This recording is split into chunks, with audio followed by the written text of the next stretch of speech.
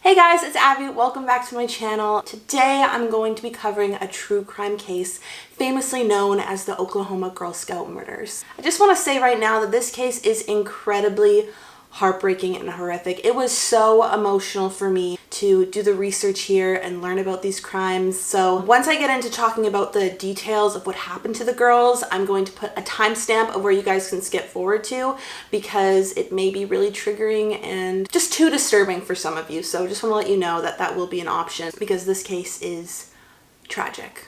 And a quick disclaimer before I get into the case is that this video is for educational reasons. All the information I'm talking about is from different pages I found online and I wanted to share with you guys. And I'd also love it if you gave this video a like. That would really help me grow this channel. And if you subscribe, that would be a cherry on top. So let's get into this case, guys. So this tragic story begins in April of 1977, about 2 months before Camp Scott would open and 2 months before the murders would take place. One of the camp counselors had found that her things had been completely ransacked, and oddly enough, the one thing that she found had been stolen was her donuts inside her donut box. Now, inside this empty donut box, there was a very unsettling note that read, "We are on a mission to kill 3 girls in tent 1." Now, instead of ringing alarm bells, they actually decided to chalk this disturbing note up to a prank, a very morbid prank, because it also made mention of Martians. However, in the months to come, they found a fake hanging body in a tree, as well as more personal items found missing.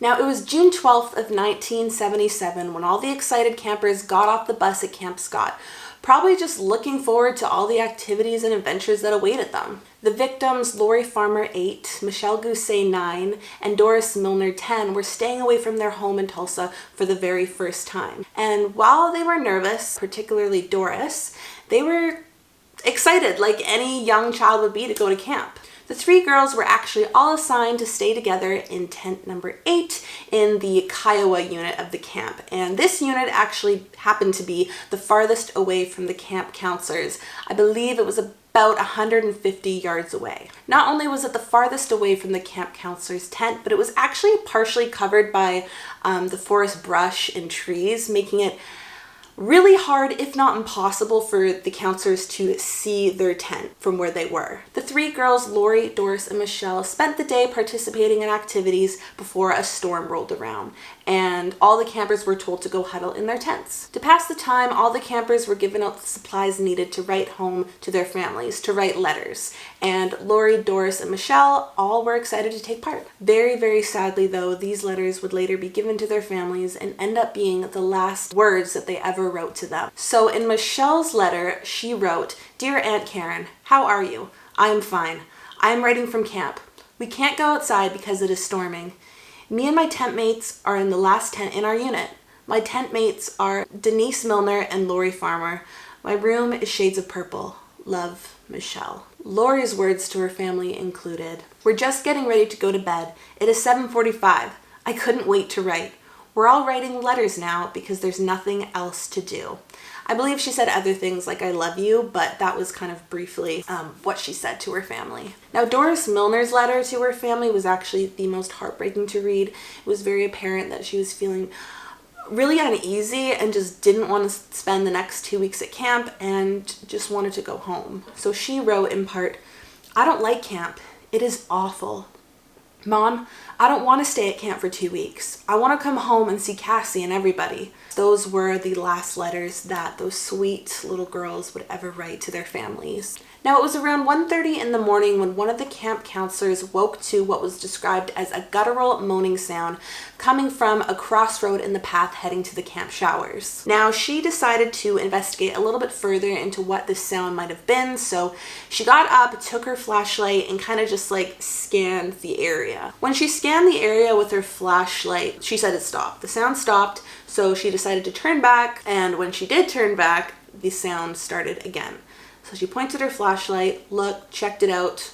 Again, it stopped. At this point, she kind of just chalked it up to a very strange animal sound, like it could be a bullfrog or something. She did one quick little look over, see if things were clear, didn't see anything, and decided to just head back to where she was sleeping. Now, I read that she didn't really want to wake all the camp counselors up because she didn't want to bother them. She didn't want to make them walk outside in the damp, cold forest over what she thought was an animal sound. I also read that she didn't want them to think that she wasn't cut out to be a camp counselor. Either way, she decided to go back to sleep, a choice that unfortunately would haunt her. And the crazy thing is, other people at the camp also saw flashlights moving through the forest throughout the night and also heard those sort of groaning, moaning sounds. Now, another young camper staying in tent 7 actually reported seeing a man open up her tent flap, look in with his flashlight, so she couldn't really see him, she just saw this blaring light in her eye, and just stand there for a moment and look in at the 4 girls staying in the tent. She then said that he did up her tent flap and started walking towards tent 8.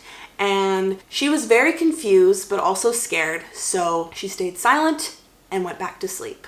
At around 3 a.m., another girl staying in the Cherokee camp close by heard a scream. She woke up. She actually said she woke up her friend. They both listened to see if they could hear more screams, more noises.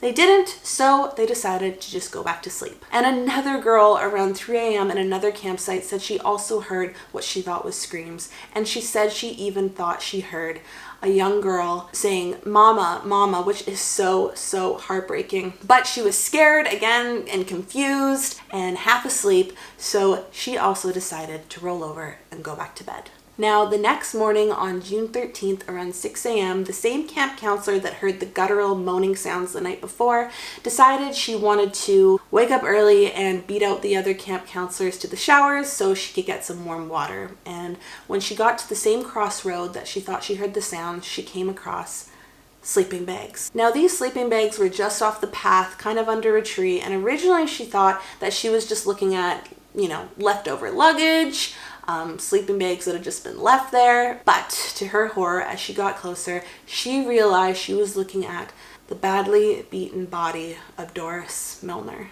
It was later found by authorities that in the other 2 sleeping bags were the bodies of young Lori Farmer and Michelle Gousset. Okay, so just a warning, I'm going to be now talking about how the girls were found and the disturbing details of what happened to them. So if you do not want to hear that, then skip forward to the timestamp that I'm going to put on the screen. Now, I have found some varying reports on things, but most of my research has been consistent in saying that all 3 girls were raped. One of them was actually sodomized, and they were all very badly beaten. Lori and Michelle died by blunt force trauma to the head, and Doris died from strangulation. The girls were found in fetal positions, bound and gagged, and authorities believe that it was Lori who died first, then Michelle, and then Doris. After these unspeakably horrible deaths, the girls were put into sleeping bags and taken 150 yards from their campsite, and that's where their bodies would be found at 6 a.m. by their camp counselor. Now, there was blood found on the floor of the tent, indicating that the girls were first attacked there before being carried outside. Evidence found on the scene included a red flashlight with a fingerprint found on the lens, and although scanned and put through the database, there were no matches found. A male size 9.5 shoe was found in the blood inside the tent.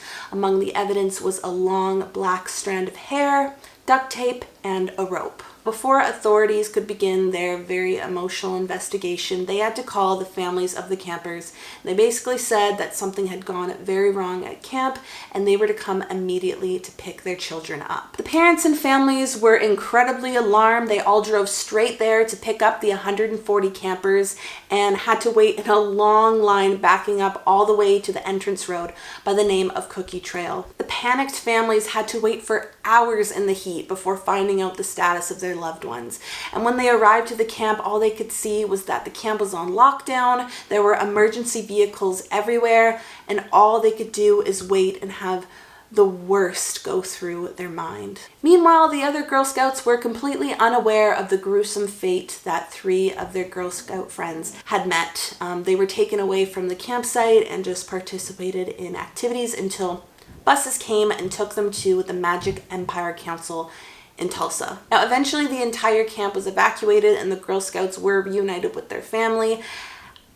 having no idea why they had to go home so soon. Now that being said, sorry guys, I'm not sure if they met their families at the Magic Empire Council or if they met their families at the camp. I wasn't quite sure on that. All I know is that they were reunited with their families. On June 13th, Camp Scott was closed permanently and no campers would be part of it again.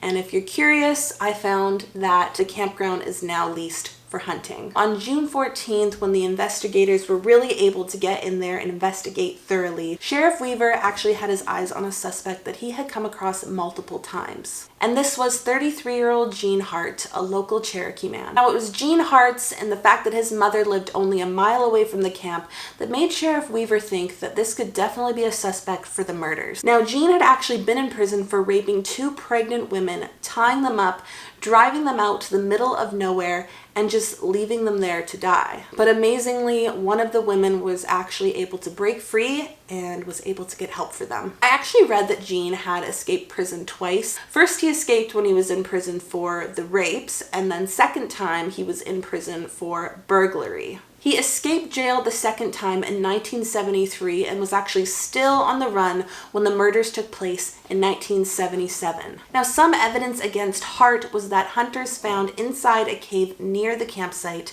photographs that Gene actually had in prison. Among that, there was newspapers, the same newspapers that was stuffed inside the flashlight at the crime scene, as well as women's glasses that I believe were reported to be taken from the campsite. There was also a taunting note left on the cave that read, "The killer was here. Bye-bye, fools," with the date stated as 77/6/17. After receiving a tip, authorities were told that Hart was actually staying with a man by the name of Pigeon in the Cookson Hills, which is about 50 miles from Camp Scott. He was then arrested on suspicion of the murders and rapes of the 3 Girl Scouts. So when authorities searched the residence in which Hart was staying, they could not find anything tying him to the crime. However, when they searched the second time, they actually found items that had been reported missing by the camp counselors. Now, Pigeon said that these items were never in his house and that they must have been planted. And as for Hart's photos that were found in the cave, people speculated that Weaver had actually planted them there, saying that they saw that he had the photos in his desk at the jail. Now, many residents of the area actually believed in Hart's innocence and thought that he was a good guy. Maybe forgetting that he was a convicted rapist, but nevertheless, they actually tried to raise money to support his defense. Now, at trial, the black hair found on one of the victims did in fact match Hart. However, they could not prove that he was guilty based on a single strand of hair. What I think is the most compelling evidence is that when a top fertility expert examined the semen found in the victims' bodies as well as Hart's underwear, he found that a large amount of the sperm did contain a very rare abnormality. Now, even though Hart did have a vasectomy, it was later proven, I believe during the autopsy, that his vasectomy had failed and there was still sperm in his semen. And of course, his sperm did have the abnormality that was observed by the expert. That being said, the fingerprint found on the lens of the flashlight at the crime scene did not match Hart, as well as the bloody shoe print found in the tent was too small to belong to Hart. Hart had size 11.5 feet, while the shoe print found in the blood was a 9.5. To the absolute shock and horror of the victims' families, the jury acquitted Gene Hart, and as the verdict was read out loud, he sunk his head into his hands and started sobbing with relief. Although he was not found guilty of the murders of the 3 Girl Scouts, he was still sent back to prison to finish out the remainder of his sentence. However, apparently 2 months after being back in jail, after about an hour of exercising and lifting weights in the prison gym, Gene Hart just collapsed and had a heart attack at the age of 34 years old and died. Now, the parents of Lori Farmer and Doris Milner sued the Magic Empire Council of Girl Scouts for $5 million, alleging that the organization, as well as the adults in charge at camp, were negligent. They complained about their failure to alert authorities after finding a threatening note in the donut box 2 months before camp opened, the lack of supervision to the young campers, as well as not getting to the bottom of the strange sounds heard at camp that night. However, by a 9-3 vote, jurors found in favor of the Magic Empire Council of Girl Scouts, leaving the victims' families completely shocked because they truly believed that they were in the right in their accusations of negligence. In 2008, bodily fluids found inside the tent were put through DNA testing due to advances in technology. However, nothing resulted in this due to the extreme deterioration of the samples. Richard Gousset, father of Michelle, actually went on to help the legislature pass the Oklahoma Victims' Bill of Rights, while Sherry Farmer, mother of Lori, actually went on to found the Oklahoma chapter of support group for parents of murdered children. No other solid suspects have been arrested, and to this day, this case remains open. Thank you guys so much for listening to this case. Like I said in the beginning, incredibly heartbreaking, incredibly hard to research, just so sad. Hopefully one day these families can have closure and authorities can get to the bottom of who murdered these young girls. I would actually love to hear you guys' opinions on this case in the comments below. It would mean the world if you subscribed and gave this video a like, and I will see you guys in my next video. See you soon.